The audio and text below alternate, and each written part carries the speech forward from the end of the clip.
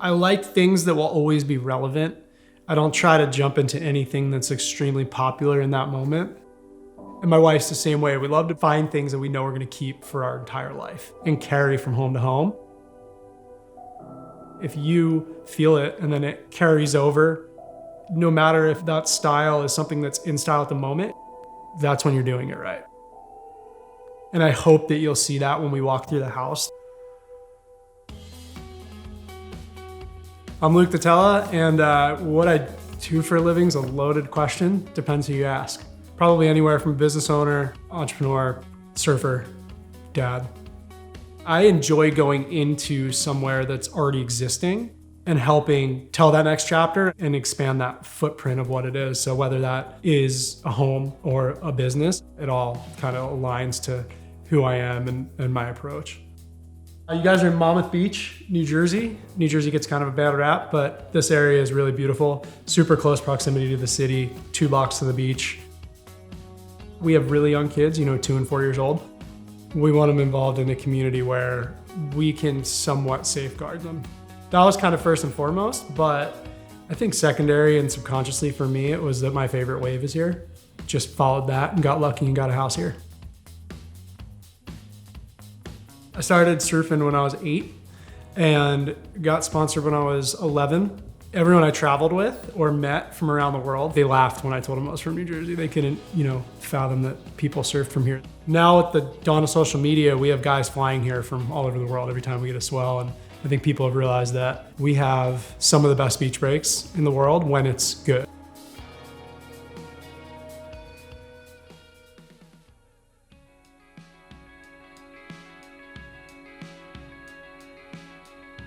Most people see it as this dark thing and they see it and they think that, but for Melissa and I, we think all possibilities lie in black. So it actually inspires us. This is kind of one of my favorite decorative pieces in the house. Any book that's kind of resonated that we feel like we want to pick up over and over again, we end up putting on here. This book's really cool. So this takes me back to my childhood. It's almost like a history lesson. 20 years of Rolling Stone. What a long, strange trip it's been. My mother gave this to my father in Christmas of 1987. The only thing on here that isn't technically a book or a candle are Taylor Steele's catalog of movies. So when I was a kid growing up, getting in a Taylor movie was the top, right? And fast forward to now and I'm involved in a business with him and he's a good friend of ours, and it kind of just brings back that juxtaposition of who I was then and what we've come to now, which is really special. So growing up, my uncle had this quilt that my mother hand sewn for him of a Milton Glaser illustration of Bob Dylan. I wanted the quilt my whole life. My uncle would never give it to me, but I ended up finally getting it and now it's home. There's a lot of emotion in this quilt for me. I think, knowing that my mom hand painted it and held it and cut it and put so much love and care into this. And, I want this to be something that becomes like an heirloom to my kids and keeps getting handed down. We tend to gravitate towards a bunch of different influences, and it's kind of hard sometimes to mix them all together. Not to say that our taste won't change over the years, but it's been fun to kind of play with different spaces.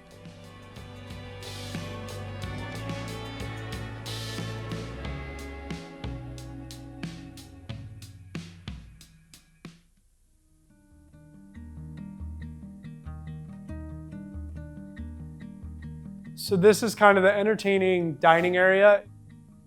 It was a living room at one point, but we kind of just felt it was a nice open room to do our entertaining in and stuff. We redid the whole fireplace. It was just a brick fireplace, and then we kind of modernized it with these lug nuts. So this is obviously Starship Command. Don't touch it. My kid made it, Rhodes made it, and if you break it, he will freak out. Rhodes likes to sit down and hand paint rocks. One day we just wanted them off the table when we were eating and I threw them up here in a pile, and he loved the fact that they were up here because I think he covets this and thinks this is like a big deal. So we put them like this and now we can't move them because he will freak out. So if someone does ever buy this house, these are staying. This is actually the original Milton Glaser poster that my parents saved that we had framed. That is obviously the inspiration for the quilt. So This is super special as well, and that's why it hangs in the room that's kind of, trafficked the most in the house. I'm not one to usually hang anything surf related in my house. There's a designer around here, she's a local designer, does amazing work, her name's Christina Kim. I bought it to ride it because it's actually my dimensions, but we got it home and I was like, let's just see what it looks like on a wall, and it ended up looking really good, and it's probably the only surf related thing that'll be hung ever in our house. When I was 8 years old, I just started surfing and I was standing up on a boogie board and my dad was on the beach and a guy walked up to him and said, you have to get that kid a surfboard because he'll be a pro surfer. And, my dad laughed and, couldn't even afford to get me a surfboard. But the guy who said that is actually the guy that painted this. His name's Todd DeCurcio. And from that day on, he became like my second father, my big brother. Todd is a world-renowned and celebrity collected artist.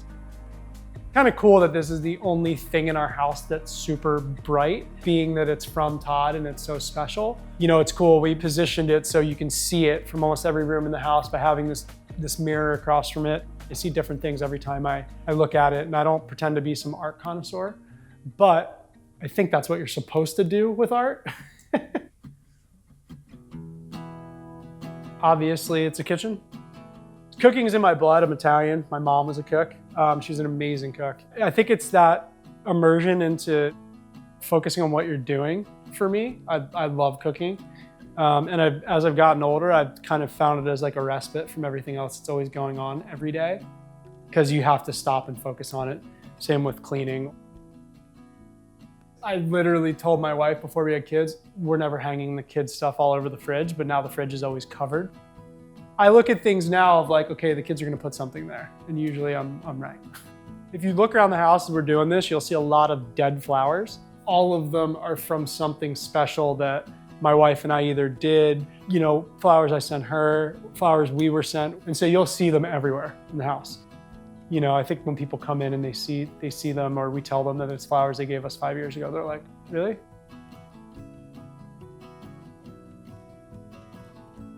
So this originally was the dining room, obviously the low chandelier that every single person that comes in here hits their head on.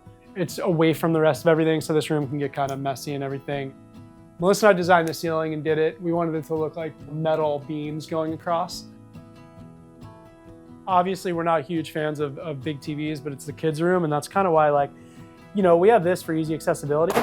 The boys literally just rip the doors off. This is a good example of parenting. It's good on the outside, but inside it's an absolute mess. It almost makes you a little bit more appreciative for what you have, You're looking at it through the eyes of a child of like, what's the quality of life that you're giving your kid? So we're really fortunate to be able to give them a space like this to grow up in. The basement, we're super fortunate to have a basement in a coastal town in New Jersey because they kind of don't exist. For any parent that has a basement that doesn't do this for their kids is missing out. We let them come down and paint on the walls with their friends and stuff like that, and try to give them as much freedom as possible and let them explore, and this is kind of our version of that. Usually this is obviously covered in toys and all that kind of stuff. So this is my favorite thing about our entire house. We redid the whole basement. This didn't exist, but everyone wants a secret bookcase room, and so we've got one that is clearly a bar.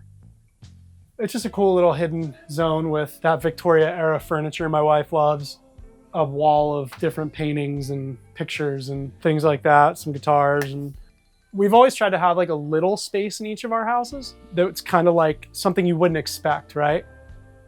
Just some different things we collected over the years, and then obviously Frank August, and then there's my favorite mountain town in the world in Telluride. It's a trail map of Telluride. So the goal is to fully redo it properly with walls and stuff, like not studs that are just have this hanging over it, but hey, it serves a purpose now, Melissa and I have such eclectic tastes that we enjoy moving, to be honest with you. Like, we might be nearing the end of this house and go into another one at some point soon. This is our 7th house together. So for us, I guess it's becoming a therapeutic thing. I should probably talk to like a psychiatrist about it, why I enjoy it so much. So surfboards. Well, we're in the garage, and pretty apparent surfboards, a lot of them. This is kind of an evolving rack of boards. I tend to go through quite a few boards. So this board has been with me a long time. This is a photo of my parents when my father got out of the military in Newport, Rhode Island together. And then this is the last photo of them together alive. So this board's really special. I've gotten a lot of really good barrels on this board. Oh no, all right, yeah, I use it. This is another cool one. This is my wife and I. Big boy boards for when Taylor comes and visits. He rides these. And then my kids, soft top, and then a lot of wetsuits. Kind of need a wide variety of boards in New Jersey. That's why, I've got my tube boards for when it's big and it's tubing, and then, you need smaller weighted twin fins and boards to mess around on. And you kind of want to have everything. There's no all around one board for this area.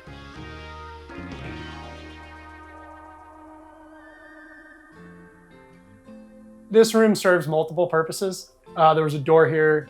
There was a door there, solid door, and this was just a stack washer dryer, and that was it. And so we turned this into what at the time was a wet bar, but now it's called a scullery, if you want to be, up to the times. I keep some special stuff in here, some different Willet releases, some Salento releases. Each bottle of our releases from Frank August are in here, just to kind of walk people through the different expressions that we have. This is Frank August. It's our bourbon brand that I founded with my two partners. The bottle's really special. We designed it ourselves. We made it to be, a keepsake that people would never want to throw away. They'd always want to keep. And our whole idea was just to create something that, people formed a really beautiful emotional connection with. Yeah, we think we've done a good job with it.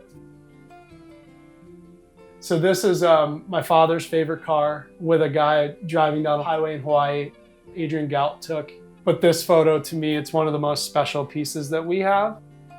My father, he had a very incredibly elevated eye for things, even though he didn't have the ability to buy those things. But the things that he liked were always classics. So I think it was kind of this thing that just trickled down to me. My father was Frank. Frank August is there. This room has become a really special room to me. But yeah, this room's really, this room's one of my favorite rooms that we have in the house. Really, this room happened because my wife almost died giving birth to our youngest son, and he was on life support for a month, and she went through a lot. And she really wanted one room in the house that we could fully build and fully put our touch on. We had the outdoor shower lines replaced with this copper because it kind of gives that French feel that my wife really loves. We wanted an outdoor room that we could use with the kids and be able to sit inside while they're outside. And this wall that opens up kind of gives us that possibility. We've always wanted one of these. And so, yeah, we put one in. This is our outdoor dining area. We actually use it out here as much as we can. Like we have that umbrella space heater over there and then the fire pit and stuff like that. And unless it's like freezing, we're out here a good amount. This is a table that literally weighs 1 ton. It's all concrete and it sits like 15 people when we actually need to fill it. So that's kind of the dining area, and it kind of comes out from the bar, then comes up to the sitting area. And then this is the pass-through window that you can open the whole window up. These are loungers from Roads of New York. They're beautiful and they're almost like art pieces in and of themselves. I asked the kids if they wanted a pool or a sandbox, and they wanted a sandbox. So now we have a 8-foot by 16-foot sandbox. So now there's sand in the house at all times. I think going back through, I realized that every little area that we put together, whether it was like a seating area or something for the kids that I thought just happened inadvertently, we kind of did it with a purpose in mind, which is really cool. I don't think home's a thing. Melissa and I have felt home in fucking hundreds of places. That's, I think, why we're able to move so often. And I think that's something it's beautiful, and it's kind of tragic because I don't know if we'll ever stay in one home for that long. That's not to say that when we come to our house, we don't feel home, but that feeling can be moved. I think it's more the people that you're with and the experiences you're having and the feeling that you're getting.